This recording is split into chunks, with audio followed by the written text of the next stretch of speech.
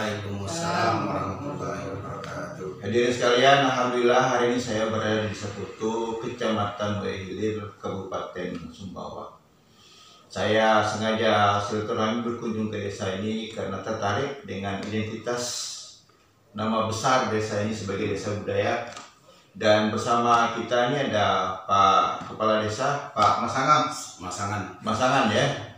Kemudian ada tokoh adat Ajaho, dan ada Ibunda Haji Siti Aminah, praktisi budaya sekaligus juga perintis dan ketua asosiasi tenun ya. Dan kita akan bincang-bincang tentang foto ini sebagai sebuah potensi budaya. Assalamualaikum semuanya. Waalaikumsalam. Sehat Pak Kades? Alhamdulillah Pak, sehat. Ibu Aminah sehat ya. Bang Haji? Alhamdulillah. Baik Pak Kades, sejak kapan ini foto ini ditetapkan sebagai desa budaya? Kalau menurut dari sejarahnya, Desa Putu ini ditetapkan sebagai desa budaya ini definitifnya mulai tahun 2019 Iya. Oleh Kementerian Kebudayaan. Tapi sebelum itu kan sudah kegiatan kebudayaan sudah eksis. Memang Desa Putu ini sudah lama untuk menjadi, cuma untuk definitifnya baru tahun kemarin tahun 2019. Tapi dikatakan Desa Putu ini desa budaya sudah lama. Kan sejak lama prosesi adat kemudian tradisi budaya tetap berkembang.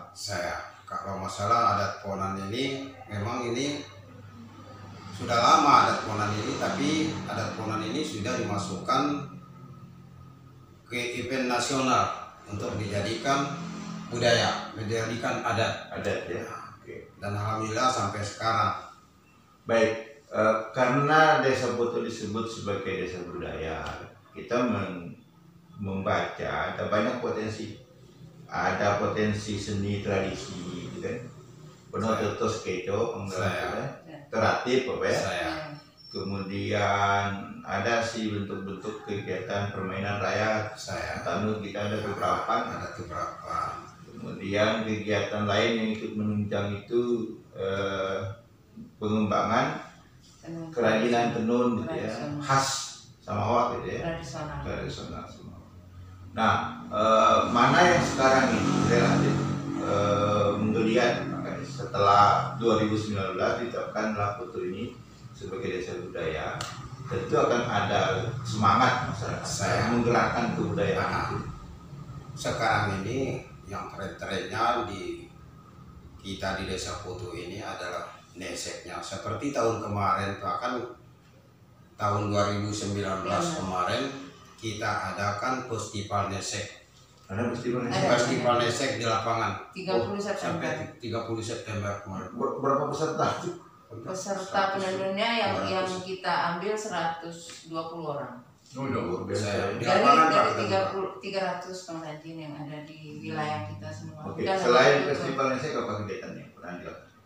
Banyak. Kalau masalah rati Prabana Udi, rati Prabana Kebo, Sekeco pun di sini, karena kemarin itu orang Sekeco dari Lengas ini akan dibawa sampai Jerman oleh sampai Jerman dibawa oleh pariwisata kabupaten kemarin. Orang dari Putu semua. Makanya rencana saya di sini, kenapa? Karena desa ini adalah desa budaya, sudah ditetapkan sebagai desa budaya. Rencana saya nanti ke depannya, mudah-mudahan, karena saya di sini cuma sebagai penjabat desa, tetapi niat saya akan saya bangun rumah budaya di belakang kantor Desa Putu ini. Bali Budaya. Kenapa saya akan membangun Bali Budaya? Karena di situ nanti pendatang-pendatang contoh dari kabupaten-kabupaten lain yang ingin menggali budaya-budaya yang ada di Desa Putu ini, ada satu tempat, yaitu bisa di Bali Budaya, bahkan bisa tidur. Saya bisa tidur di situ sambil belajar budaya Putu gitu kan, ada saya Putu. Kalau saya lihat prospek Desa Putu ini terlalu bagus, tidak ada di antara 10 desa yang ada di wilayah Kecamatan Muihilir ini, cuma Desa Putu aja yang bagus tempat saya lihat, Pak. Saya kemarin saya bekerja sama dengan Pokdarwis Desa Putu, bekerja sama dengan Dan Ramil, Camat dan Kapolsek. Saya menanam ada 5.000 pohon di belakang kantor Desa Putu. Sudah saya keliling. Pohon itu adalah pohon mahoni dengan bagi manis. Iya. Kenapa harus saya tanam? Kenapa harus saya tanam di belakang kantor Desa Putu? Karena di situ ada bukitnya. Iya. Kalau kita lihat dari bawah, nanti kalau sudah besar pohon itu otomatis nuansa tempat yang indah, wisata. ya. Karena zaman sekarang orang-orang selfie yang paling banyak. Apalagi Apalagi kalau kita pas nyuting dari atas sana, kelihatan seluruh Kecamatan Muihilir. Sawah-sawah pun kita bisa lihat dari atas sana, sampai daerah Songkar sana. Oke, berarti secara geografis ini Putu berada di tempat yang cukup strategis dengan keindahan alam sedemikian rupa sehingga bisa didesain betul-betul dia menjadi desa budaya sekaligus sebagai pusat kegiatan kebudayaan dan kepariwisataan. Nah, saya beralih ke Ibunda Siti Aminah. Beliau ketua asosiasi tenun ya. Saya lihat bajunya ini produk tenun gitu kan. Belum Pak Kades pakai sapu. Saya tenun gitu. Ibu sejak kapan Ibu menggeluti dunia pertenunan? Kalau menggelutinya, saya dari tahun 81 sudah. Saat itu saya belum menjadi pegawai negeri sipil. Jadi saya pernah menjadi pengrajin sekitar 3 tahun dari sejak saya tamat SPG.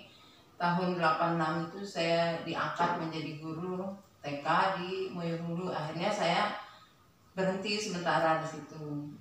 Nah, sekarang ini sejak tahun 2012 ini saya kembali lagi ke Putu, menjadi orang Putu kembali dengan setelah lama saya meninggalkan tugas, dan pernah saya mengikuti event yang sama dengan istri Bapak Bunda Tuturia Dayani, itu lomba guru berprestasi tahun 96. Beliau juara 1 di tingkat provinsi dan saya juara 2 waktu itu. Tetapi perhatian saya terhadap tenun Desa Putu itu tidak pernah putus.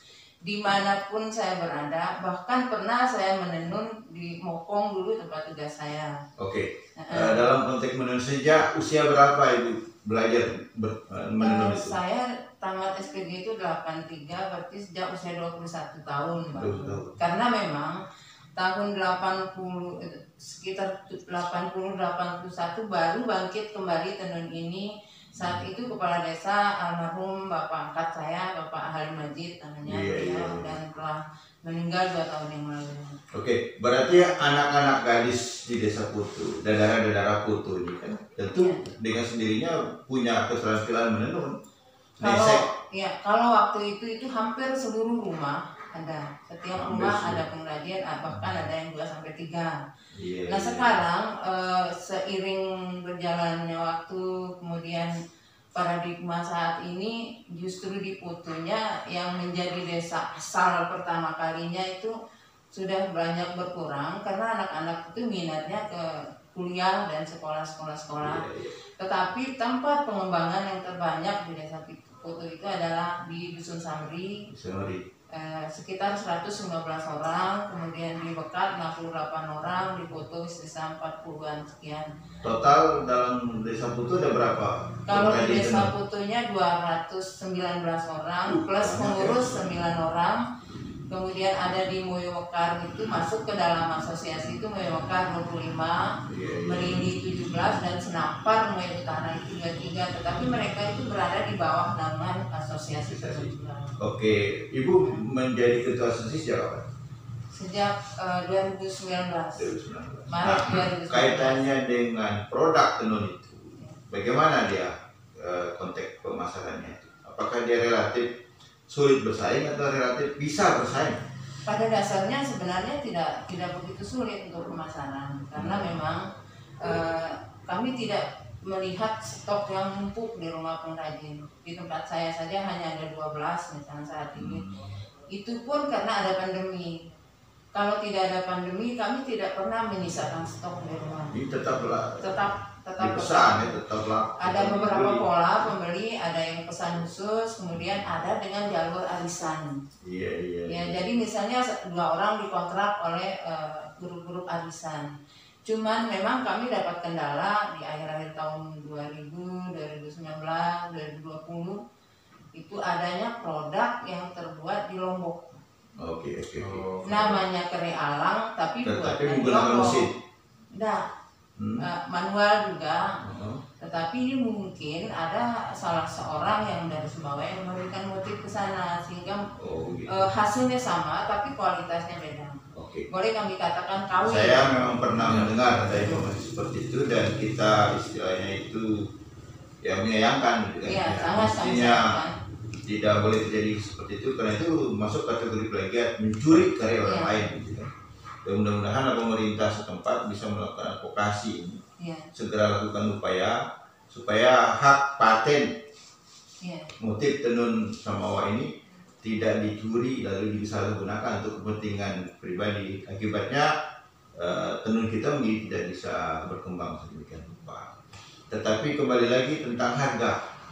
Nah, karena ada kesan bahwa kerealang atau kain tenun ini cenderung lebih mahal dari kain yang kita beli di toko misalnya. Bagaimana menghilangkan kesan seperti itu? Itu sebenarnya jika para seniman, budayawan itu tidak pernah menawar jika kami kasih harga 3 juta misalnya. Tetapi pembeli yang biasa itu 1,5 juta sudah dianggap mahal karena mereka tidak pernah melihat prosesnya.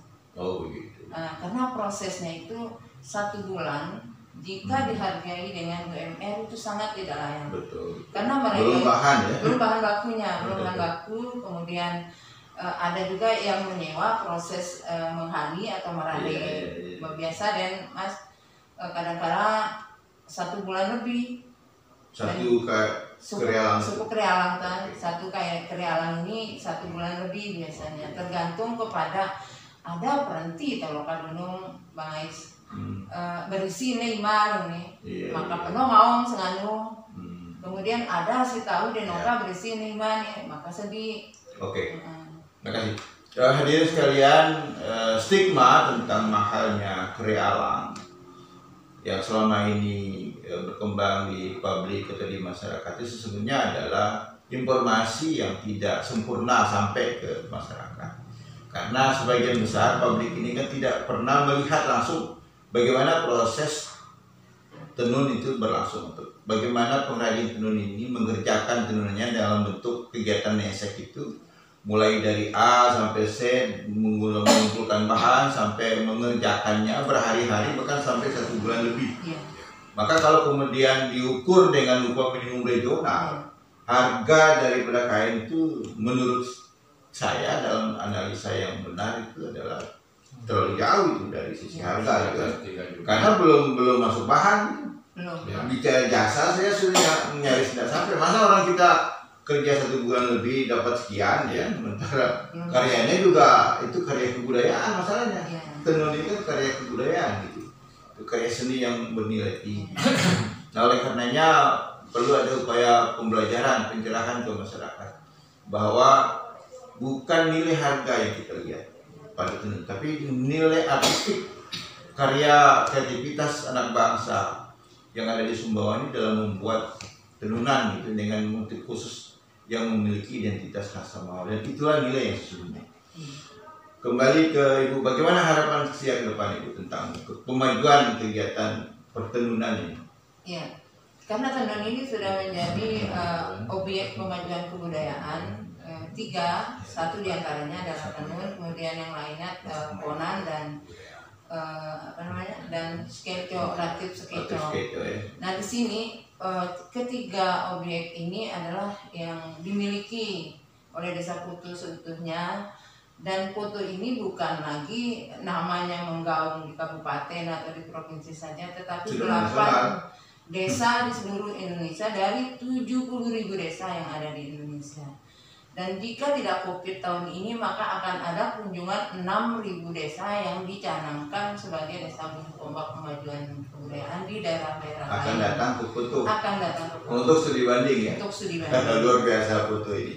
Luar biasa. Oke, baik. Sebagai tokoh budaya Jahon ya ada bersama kita ini. Kita ingin mendengar perspektif beliau tentang Putu. Milu perungan saya tangkap tentang desa Putu ta Bang Adi. Amin baru saya berikan kami informasi karena sebagai budayawan tentu melihat dalam banyak perspektif. Bagi Abu Sia bungkus ke lawas. Terima kasih Bang Ais. Saya kebetulan ini asal saya orang Penyaring. Kemudian sebutan kami di Moyo Hilir ini disebut orang Paroso lagi. Ya. Jadi kami ini masih satu Satu ya keturunan dulu kecamatan Mohilir Utara itu kan gabung di Mohilir. Belum pemekaran masih di Hilir. Karena kebetulan saya jadi guru di sini dan akhirnya saya menjadi pengawas TKSD sampai akhirnya saya sebagai KCD di Dinas Mohilir. Jadi sudah lama sekali saya bergaul dengan khususnya Ibu Min ini. Kalau saya tidak salah Ibu Min ini adalah murid saya dulu. murid di SMP. Di SMP SBW dulu ya. Dan Saya sahabat sama almarhum suami saya juga. sangat sahabat Syahrudin Ahmad. Ya. Beliau juga seorang budayawan begitu ya. Jadi kami sangat dekat sekali. Nah kemudian ya waktu saya masih muda dulu ya saya tuh kan jadi tukang foto keliling-keliling ya. Jadi saya dekat dengan Pak Aris Zulkarnain juga itu sebagai kakak saya. Jadi tentang foto ini terutama ada sahabat saya sudah almarhum itu mantan kepala desa yang namanya sama dengan saya. Beliau itu seorang penulis syair Aji Batu kan? Iya, Aji Batu yang jadi tokoh sentral di Ponang itu. Itu ditulis sama beliau. Jadi sudah lama saya dekat sekali. Oleh karena itu saya melihat desa Putu ini boleh dikatakan desa yang luar biasa unik dan sini ketemu banyak orang-orang istilahnya orang boto. Jadi mungkin juga itu asalnya nama Poto ini ya, karena di sini terhimpun banyak sekali orang-orang boto. Apa penjelasannya orang boto? Orang boto itu kalau secara literal mungkin artinya terampil lah, pintar, cekatan, kumpul sudah di situ. Lincah. Nah, buktinya Nesek ini kan bukan sembarangan. Kita sudah buktikan tadi bagaimana rumitnya terutama membuat kue alam. Apalagi sapu seperti ini tuh makan waktu berapa lama itu tidak sembarang orang bisa. Tentu orang-orang yang boto, yang cekatan, yang sabar, tabah itu baru bisa melaksanakan seperti itu. Jadi oleh karena itulah saya menilai foto ini adalah desa tempat berkumpulnya orang-orang yang luar biasa. Ya. Nah mudah-mudahan ya dengan sekarang ditentukan sebagai desa pemajuan kebudayaan tombak pemajuan kebudayaan kedepannya foto ini sangat baik apabila kita promosikan dengan kata lain Tusalunto. Apa yang lawas tentang foto? Nanti kalau masih ada sesi 2 saya mau tutup dengan lawas agak banyak lawasnya itu. Bagaimana? Tidak Pak, tapi jelaskan saja sekarang. Baiklah. Ada beberapa lawas yang terkait dengan desa Foto ini.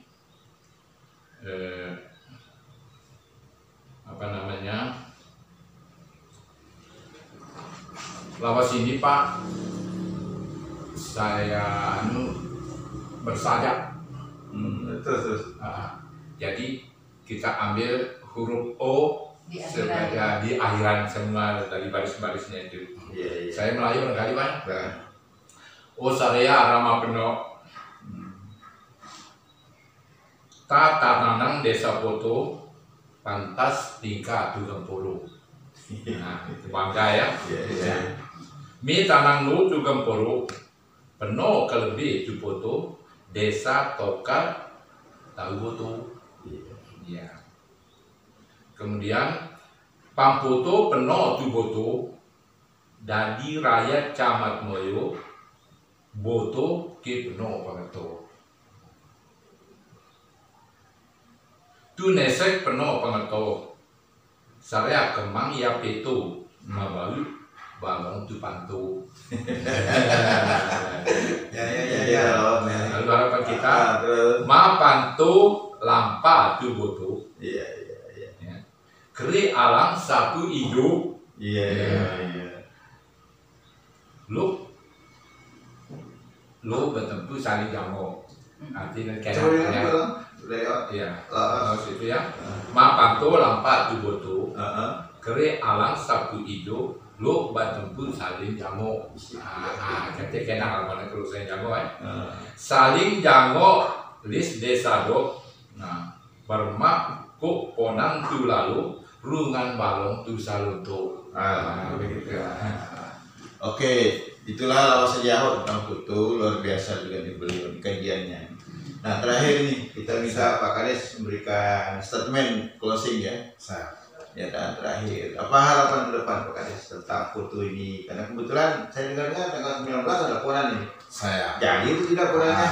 Atau ada kemasan baru tentang konsep ponan ke depan? Silakan Pak Kades. Memang konsep ponan ini Pak. Kemarin saya memanggil ketua adat Ponan karena sekarang kita di Sumbawa ini sedang dilanda oleh penyakit yang COVID-19. Mungkin kan ke seluruh dunia.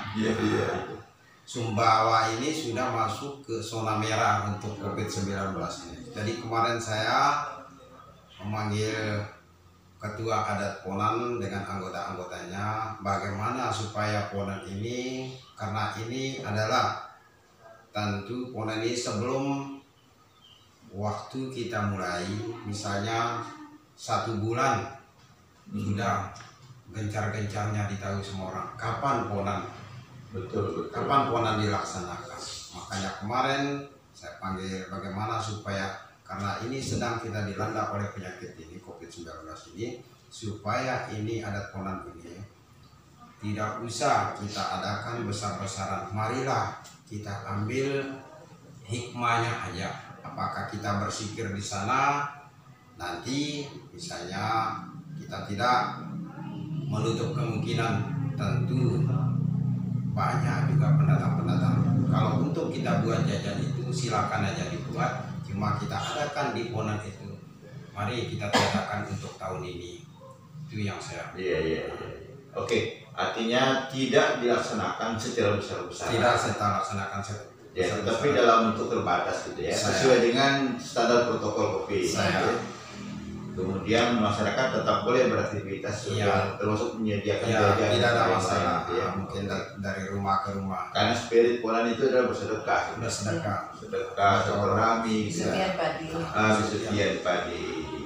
Oke, jadi sekalian mudah-mudahan bincang-bincang kami ini tentang Putu sebagai sebuah desa budaya akan semakin lebih menguatkan, karena kedudukan Putu sekarang ini menjadi hebat dia karena sebagai salah satu desa ujung tombak kemajuan kebudayaan dengan sumber daya tenun, nesek, kemudian dengan sumber daya musik tradisi, dan lain-lain, termasuk prosesi adat Ponan itu. Oke, makasih Pak Kades bincang-bincangnya. Itu aja, terima kasih Pak Jarod, terima kasih banyak.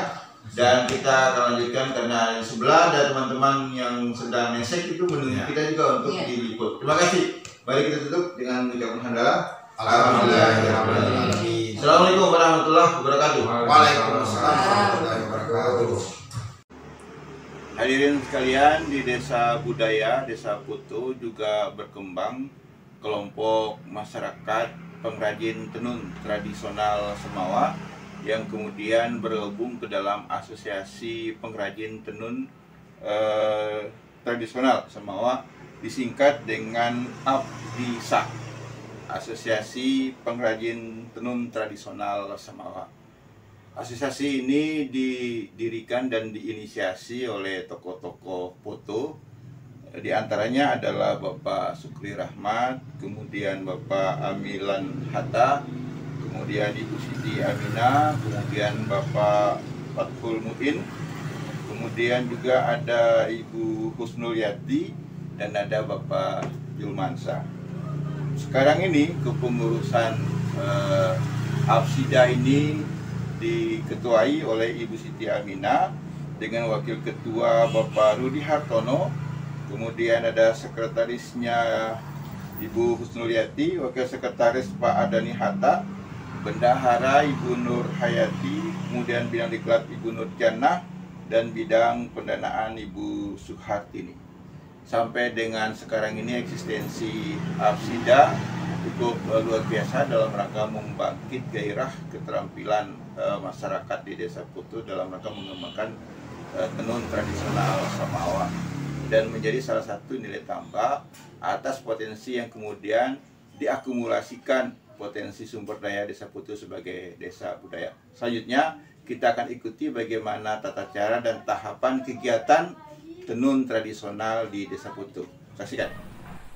Proses pembuatan kain tenun Sumbawa. 1. Muyen benang dalam kurung pintal benang. Alat-alat yang digunakan untuk muyen atau memintal benang adalah jantera, ruwing. Ruwing dan jantera adalah alat dalam satu kesatuan untuk memintal benang. Tidak bisa dilaksanakan apabila salah satu alat tersebut tidak ada. 2. Marane. Marane ini membutuhkan alat yang disebut parane. Pada proses marane ini, benang sudah dipasangkan pada sarontong. Kemudian, benang ditarik ke parane, helai demi helai sampai selesai sesuai dengan ukuran kain yang diinginkan. 3. Isi sisir. Isi sisir merupakan tahapan selanjutnya selesai pelaksanaan marane dengan cara dimasukkan ke lubang sisir secara berurutan sesuai dengan jumlah hitungan benang lubang sisir dalam parane. 4. Bagulung. Benang yang sudah dirane dan diisi sisir lalu menuju ke proses bagulung. Bentangan benang yang sudah dirane kemudian diletakkan pada alat yang namanya tutuk, kemudian diletakkan atau dimasukkan dalam tani. 5. Pilih jarum keselit. Proses untuk menata dan menjadi dasar dalam pembuatan motif atau kemang. Proses ini dipilah atau dihitung naik 2 turun 1, artinya 2 helai benang yang naik dan 1 helai benang yang turun dengan menggunakan lidi yang dibuat dari bambu sebagai pengikat.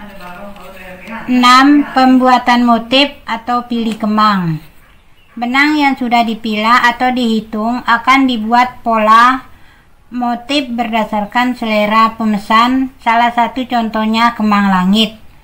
Pola ini kemudian ditarik satu persatu dengan penyuit berdasarkan motif yang akan dibuat. 7. Baguren. Benang yang sudah dipilih atau dibentuk motifnya kemudian diguren atau dimasukkan dalam benang guren.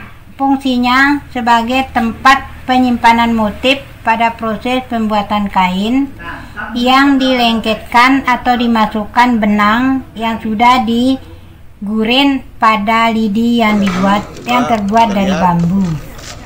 Proses menenun. Benang yang sudah rapi dan sudah siap ditenun, langkah pertama masukkan benang dengan menggunakan telok ke dalam rong benang. Kemang langit ya? Oh, yang tadi itu dasar tadi, kemudian akhirnya menjadi ini ya, yang kemudian disebut dengan motif kemang langit. Selain itu kemana lagi? Baik. Ini selesai kalau khusus untuk ini. Selesai ya? Oke. Ini namanya krealang itu ya? Krealang sasir namanya ini. Krealang? Krealang sasir. Oke. Sekarang kita ke kegiatan tenun ikat. Baik. Nah, ini kegiatan tenun ikat ini dalam rangka membuat sarung atau kain sarung gitu. Inilah ciri khas kain sarung Samawa yang ditenun atau yang istilahnya disesek dengan teknologi tenun tradisional. Inilah kegiatan membuat semacam songket yang bisa menjadi sapu. Nah, dari tenun seperti ini kebetulan nanti akan jadi seperti yang dipakai oleh Pak Kades. Ya, ini dia namanya sapu. Ya, oke. Wah, pantas.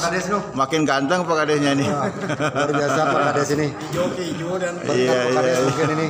Ada turun TV meliput. Oke, hadirin sekalian, itulah liputan kita tentang kerajinan tenun di Desa Putu.